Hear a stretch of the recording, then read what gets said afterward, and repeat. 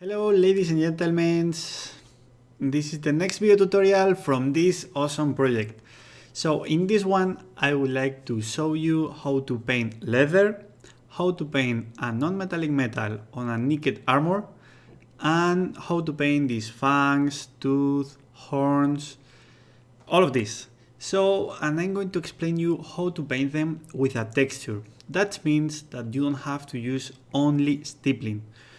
Texture or NMM, that means just one kind of way to do it or how to represent something, but it's not only one way to do it. You have different options. For example, if you are painting these fangs, you don't have to paint them always with a perfect gradient from the top to the bottom. You don't have to paint always the top with the highest light and the bottom with the deepest shadow. You don't have to paint them always with exactly the same colors. You don't have to use ivory to paint everything. So all of this. In that model, because have a lot of fangs or horns or some teeth, the idea will be paint them with different ways, different styles. For sure, you can start it with exactly the same way, but if you change the color or you change something like different stippling or different dots, at the end a different texture will be more interesting than if you paint everything exactly with the same technique. That means when you hear, oh, this is a non-metallic metal, okay, maybe you're watching a non-metallic metal, but there are different non-metallic metals. For that reason, I'm going to explain you a different way to do it on that model, more like a naked armor, like a very old armor with rust and scratches, something from an orc that he was fighting in a lot of battles. Okay, so as for the fangs, now what happened with this? If you saw on this video, I continue working on the biggest because you need to continue adding some layers with more light. Between the first video and this one, you have more or less everything, but then I'm going to explain you how to blend it with your brush, just with your brush. I know I said that you have to blend always with your airbrush, but some of you asking me, okay, with airbrush is okay, but I would like to know how to do it with my brush too, so I'm going to explain you too. Don't worry. Now to focus on the fangs or these horns, or maybe teeth, I don't know if it's if are from a big animal and are teeth, or maybe are fangs from another small animal, I don't know. But this item, this stuff, my idea was think before to start to paint. So for that reason, always said exactly the same. You have to find information on Google, on books, to see what kind of fangs or horns you want to paint. And then you have different reference, it's the moment to start to paint. Because if you only have one reference, maybe at the end everything will look the same. And you have a lot of them on this model. So my opinion, to give you another tool, is that you have to paint with different style. Some of them more like a naked, some of them more like polish, some of them with scratches, with stippling. So now on the screen you can see that in this view you see different styles, and this is just the beginning, because then with airbrush or with my brush I'm going to continue working on that. So some of them now looks like a light color, like close to ivory, but then maybe some of them will look more like black in some parts. Some of them I'm going to change the color, some of them I'm going to use inks to have a glossy effect. Some of them will be more like smooth surface, more like a polish. So my idea with this is give you different tools to paint everything, because the texture means that you have to paint stippling, right? So everybody understands that texture means stippling, but stippling is just one way to do it. My idea on this model is show you different kind of texture. That means that I don't want to use stippling. It's more like a freehand. You have to decide where you want to paint the next layers, the next stippling, the next lines, the next scratches. the next information.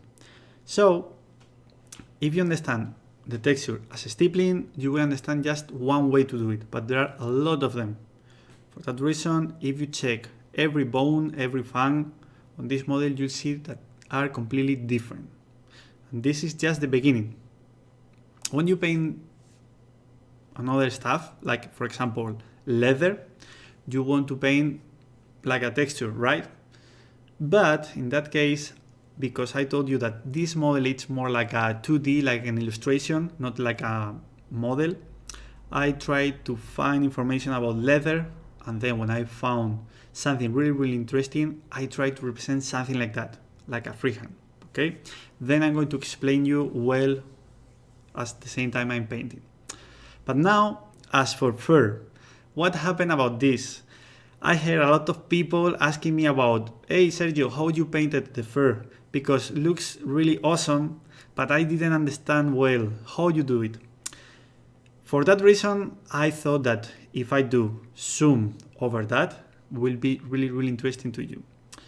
The idea is more or less understand this like you have to paint, remove or repaint the 90% of every layer before, just to create the gradient, just that. But in that case, you have to paint every layer, every brush strokes, more like an line, a thick line, to create the feeling that this looks like hair or like fur. But where you have to paint the light, you have to build up some volumes in some of them, but not all of them. But with the first layer or second layer, you have to paint the 90% of everything. So you will keep only the previous base coat as dark linings, as outlining, as the deepest shadows in some places. Just the 10% of the model with the next layer, right? So now you are seeing this on the screen.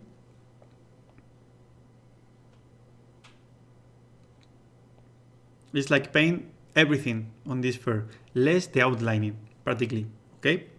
And with the next layers, I'm going to start to move the light to the top. No, I don't want to move the light to the bottom. My idea is move the light to the top. Why? Because if you move the light to the top, you will find some outlinings from another tufts from this fur. So it will be easier to define them and to build up a volume. So for that reason, I think it's the best play. It's the best place. So then, when you have painted 1, 2, or 3 layers else, it's the moment to decide if you want to stop to paint layers in some places, to have more like a flat surface, because you define it very well. So you don't have to paint else on that. And then you have the possibility to move some layers, some lights to the bottom of every tuft. Why? Just to create something more like the movement from the wind. This is more like philosophy, but it's really interesting. When you build up everything well, you have defined it with enough contrast. Everybody can see every tuft on this fur, so it's defined. It's the moment to start with artistic part. So if you want to represent something more like fluffy, and you paint some of the bottoms of these tufts, looks more like soft, or like the wind is blowing on that direction, so you can get something different, not like a solid stuff. So for that reason, you will see that now I start to paint only on the top of every tuft, and then with the next layers I start to paint some parts of the bottom.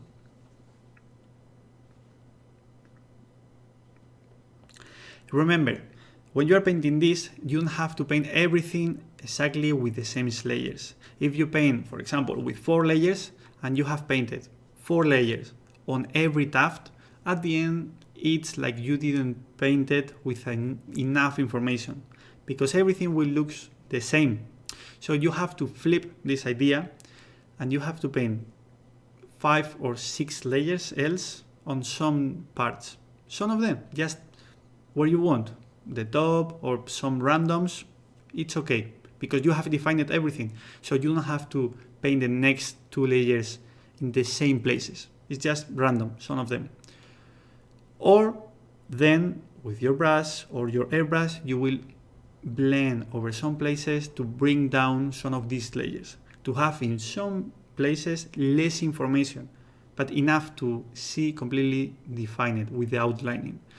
So if you have these two ideas, just with these two, you will have the 4 layers, enough to see perfectly everything defined. Then you will paint some random tufts with 5 or 6 layers, so we'll have more information there. And then with the airbrush you will blend over some places to remove a bit the layers. So you will have 3 kinds of information. Some of them flatter but defined, some of them with a lot of contrast, but then some places with more contrast. So will be much more interesting than if you paint everything with 4 layers or 6 layers. If you painted everything with exactly the same layers, everybody will see the trick. So you need to break this rule and move a bit the light or the color to give more something more like fluffy, more soft. And remember, the brush strokes at the beginning could be thicker, but then with the next layers should be thinner, okay? To have thin lines to represent more like this is hair or fur. And this is the trick, more or less. As you see, you can build up the volumes like that. So I hope now it's more easy to understand the way I did it. This is the way I paint practically 90% of the tufts when I paint fur. Maybe sometimes because I would like to break my own rules to continue improve and bring you different ideas. Maybe in some models I'm going to break this idea, but now this is perfect to understand how I paint them. And this is about the leather. What happened with this? As I said before, you have to understand this like a 2D, not like a 3D. So for that reason, I found information about leather, some images that I like it, and I'm trying to represent this with this kind of stippling. For sure, at the beginning, it's like stippling. Okay, you can see it's like stippling, but then I'm going to keep these dark dots or dark lines in some places, and I'm going to reinforce them with some lights on the bottom to create more nicked places or tiny holes, something more like the leather, like a real leather. So you can see that this stippling, this kind of stippling at the beginning is more like a real stippling, but then I'm trying to aim where I want to create a texture. So for that reason, remember, when you are painting a texture is just a tool. And you have 1,000 ways to paint with texture. And some of them should be completely different. Because if you try to represent a material, like in that case leather, should look like leather. If it looks like I don't know, like other stuff, doesn't work. So remember, if you want to paint something with texture, remember that it should look like texture from this material. For that reason, on the bones or fangs or these horns, I try to create these lines to represent more something like a fang. If I use exactly the same technique or idea on this texture on the leather, it will look really weird. Okay, so first find information and then try to do it. If you see the surface now on the leather, it's more like flat surface because I want to represent now perfectly with enough information the idea from this leather, and then I'm going to paint 1 or 2 layers to represent the light and the volume. This is another way to do it. For example, now if you see with this layer, you can see easier the idea from this leather. I'm using this previous stippling to create something more interesting.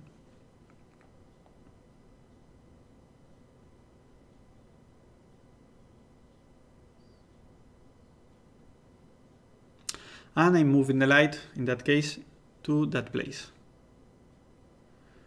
to represent the geometrical shape like a ball or like a cylinder in that place. because I thought it works perfectly.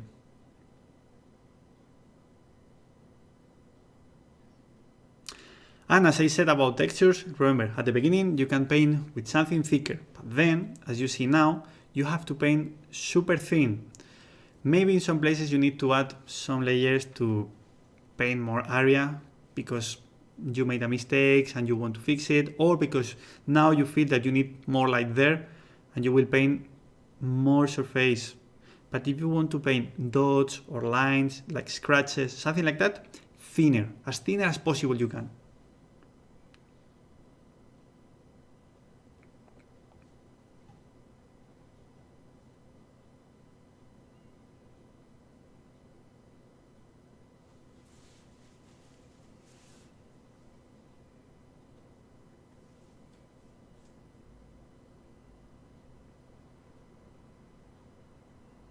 So now looks more like a leather, but remember that then I'm going to explain you how to blend it with your brush, and for that I'm going to use inks.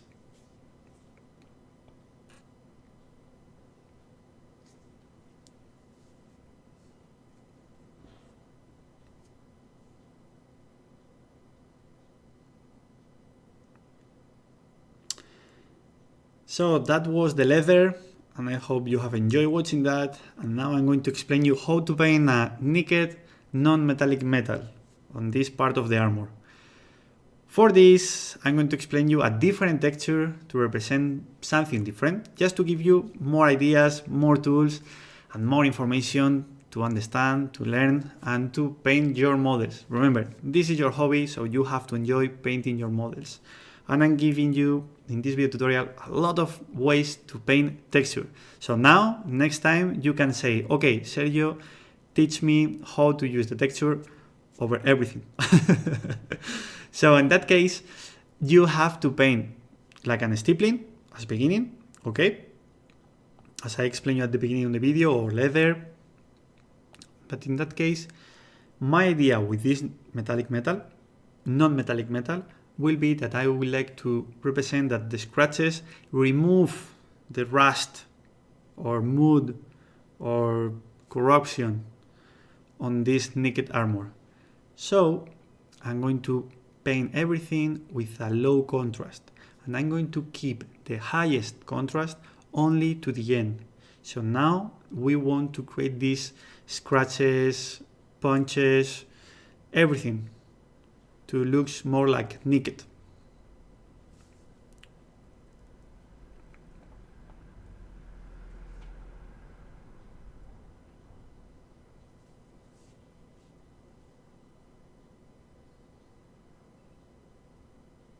For example, for this, I decided to paint at the beginning like this stippling, but then change the idea, paint with more lines to represent a different texture over this previous texture. So this one, it's more like a background, but too similar like the leather, for example.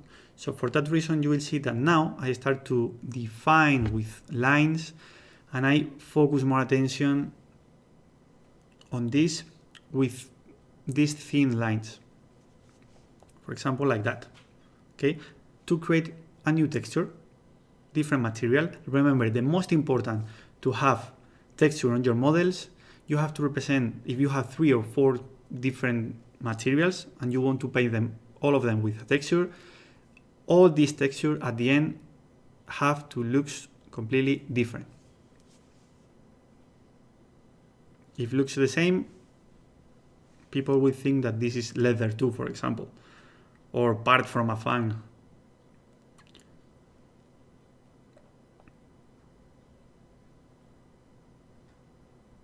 Remember, the edging highlights, really important.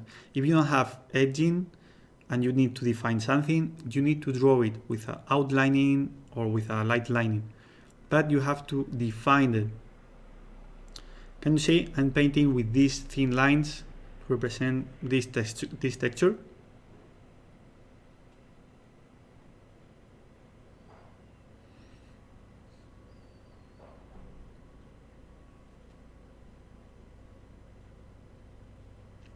And now it's the moment to start to paint these brights from the non-metallic metal. So now, after everything I painted, it's the moment to start to paint some random brights around everything and focus like a main light where you want. In that case, I decided to paint like in the middle because it's completely different than the light I've painted on the skin. So it looks completely different than if I decide to use exactly the same light I use on the skin, on the armor, or sorry, on the arm.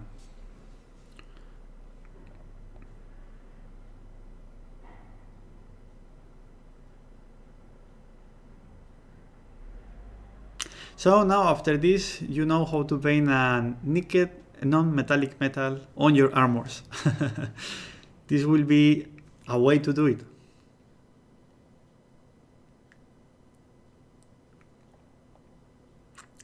Remember, the edging should be thinner, okay?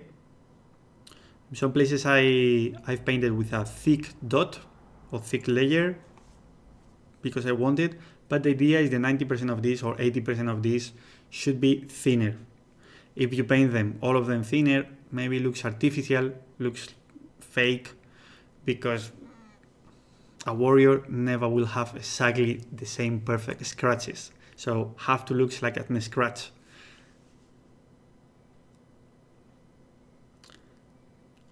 So my idea with this is like he was fighting on the battle and have scratches or remove the mud or rust or something from this part of the armor. So for that reason, there it's where you can find the brights. Different way to represent.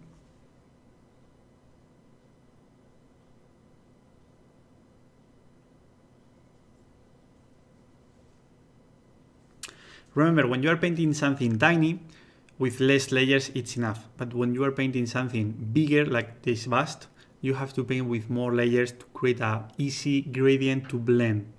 So now, after all of this, it's the moment to start to paint this rust with an orange. The orange is up to you, more desaturated or saturated. Both are okay. This is up to you. It's by your taste. And will be perfect to define some outlinings or edging in some places where you need to paint the edge highlight, but you can't use a light color. So this is a trick. And this is how I blend something with the orange. So this was everything from this video tutorial. I hope you have enjoyed watching this and you will paint a lot of models with this new way to do it. So once time again, thank you very much for your huge support, and I hope see you in the next video tutorial because I'm trying to bring my best here. So again, thank you very much. See you in